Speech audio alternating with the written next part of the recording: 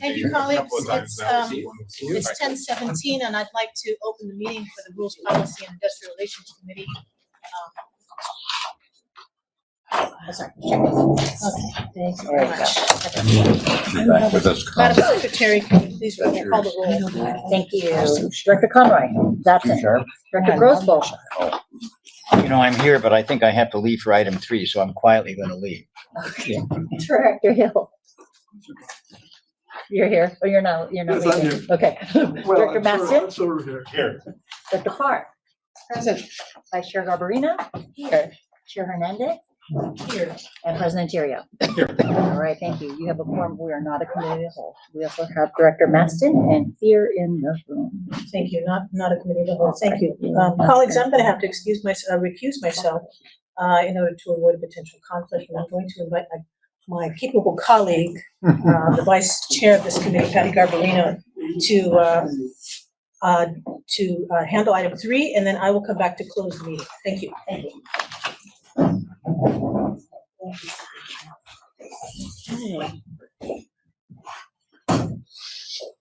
Point of order. Do we still have a quorum? Because we don't have 4 members left. Yes, we're going to appoint everybody. Oh, okay. Yes. Are there other Right, okay? I forgot that Or one. no? So we're going to, let's see, Holly. Holly isn't gonna stay. 4. Are you staying? Yeah, I'm gonna say. Oh, I thought you were going. I'm No, that staying. was, 4. Actually, no, we have a quorum. Director Maston is still part of the committee. Cochran is part of the committee. Parr is part of the committee. No, I'm President- not part of the committee. Oh, sorry. That's right. Wrong committee. I have so many committees. Sorry. That's her first mistake. That's right. Get over it. Then Yeah. we're- 20 years. So we have Director Hill, Terrio, Garbarino, Parr, Maston.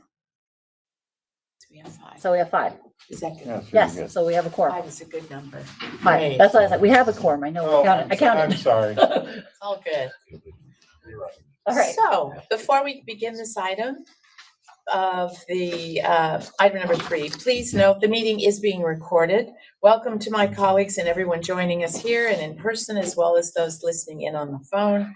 If you'd like to provide public comment at today's meeting, and if you've not already done so, please let Thomas in the back of the room or Justine on the call-in line know what items you would like to speak on today. Madam Secretary, please begin by calling the roll. Got it. We just called the roll. Oh, we did? Yes, but. Jim, you've got me all That's turned okay. upside down. Be careful, I Just have called the this. roll. Okay, we got it. That's all right. Let's do it again. Okay, thank you. We will now, after our discussion, we will, oh, You Jesus. can go into number Now 2. it's becoming religious again.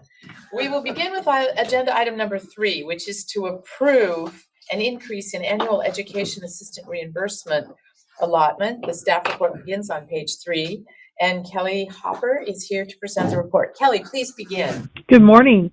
I am enthusiastically bringing this item to you all this morning because I think this is a great thing. It's a great thing for our organization. It's a great thing for our employees, a great thing for development. So what we're asking is that the board actually increase what we typically call tuition reimbursement, but its formal name is Continuing Education and Professional Development Program here at the district. We're asking that it be increased to an allowable limit of $3,000 per calendar year per employee for eligible expenses.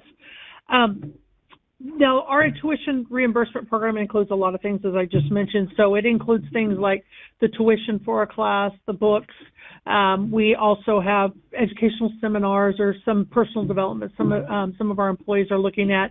It's for a couple of reasons. They could either be looking for an advanced degree, certifications, or even just to grow themselves to be able to be eligible for a career path, a reassignment or adjustment. It also includes the ability to get your position-related licensings or certifications.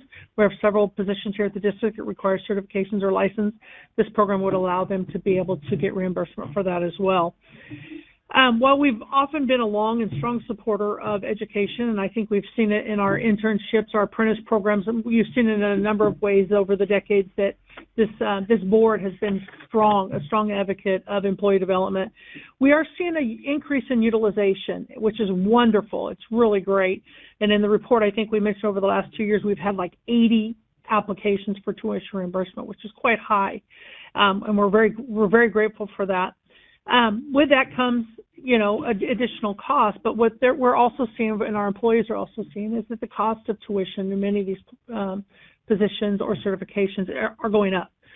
We have some of our folks that are a few of our folks that are in some advanced degrees that are quite costly. And so for that reason, we would like to recommend that the board consider increasing it to $3,000 for each calendar year per employee for eligible expenses. And I'm available to answer any questions.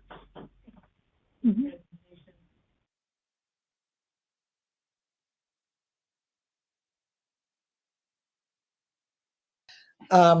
Whether or not people get their certifications or take the classes and then automatically find another job. Do we have any kind of cajoling that we do for them that say, if you do this, we'd love to have you stay at least another year or so? So I don't have any hard data for you. Sure.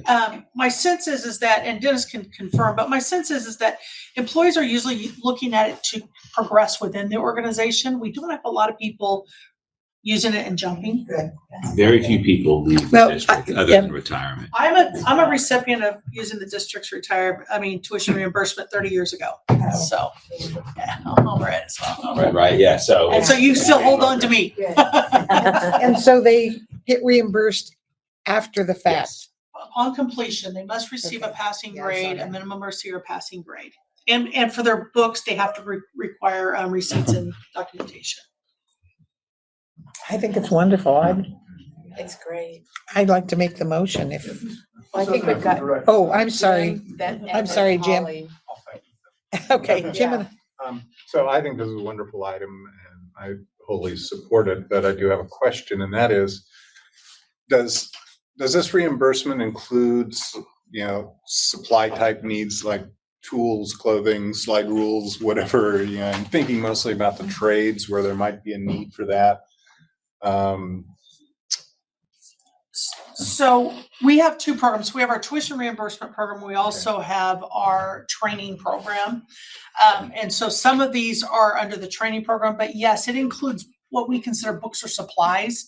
You have to document it. I mean, we're not going to go buy probably a new printer for somebody as a result of it, but books and supplies. I'm thinking particularly in engineering, I think there's some special things that they need that are But approved. those are taken care of in a different.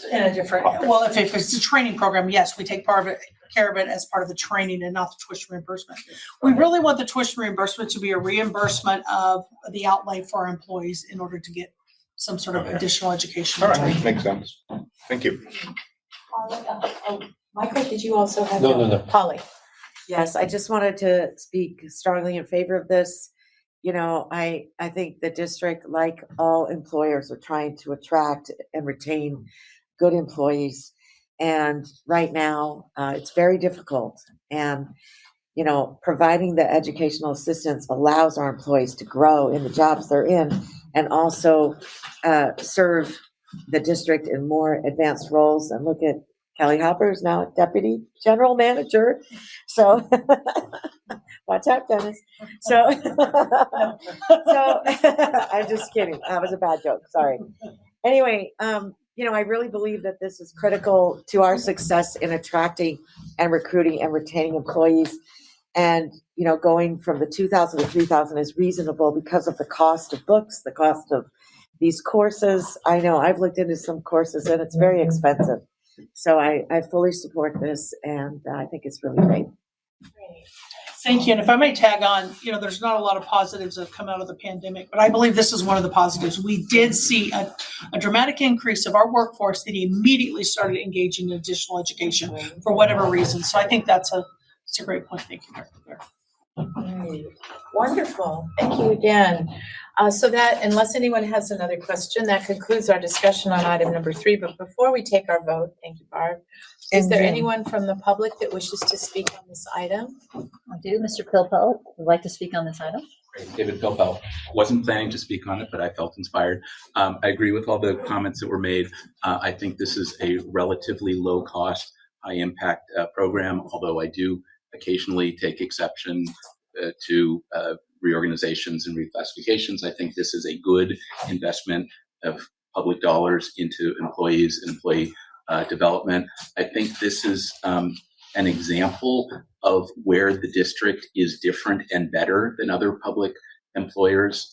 For example, the on-site medical, some of the employee assistance programs, some of the other benefits of district employment, and where the district can promote those things that are different from working for one of the cities or the counties or the other special agencies. I think some people might want to come work for the district because they can see that these opportunities are available, which are not necessarily available at those other public agencies. So it is a recruitment and retention tool that others may not have. So wherever you can point that out in recruiting and retention paraphernalia, that would be great.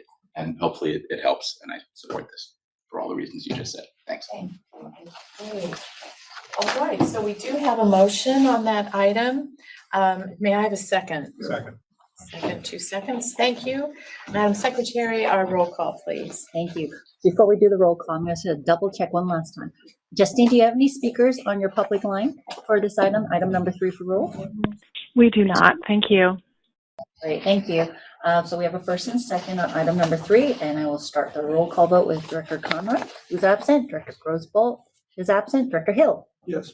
Director Maston. Aye. Director Parr. Aye. Vice Chair Garbarino. Aye. Chair Hernandez is absent. President Terrio. Yes. Thank you. 5, and you haven't. 5 ayes. You're passing. Great, and thank you again. That item passes.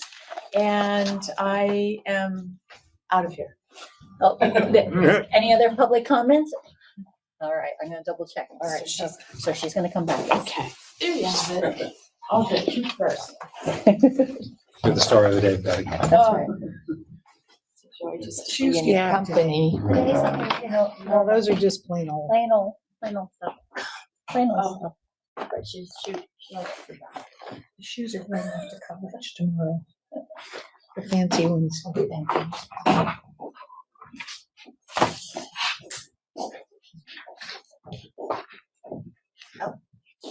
Thank you. Thank you very much to my colleague Patty for handling the business today. I'd like to entertain a motion to adjourn, please. So moved. Thank you. All right. Second. Is there anyone opposed to adjourning? Well done, well done. This meeting's closed. Thank you. Thank you for coming back.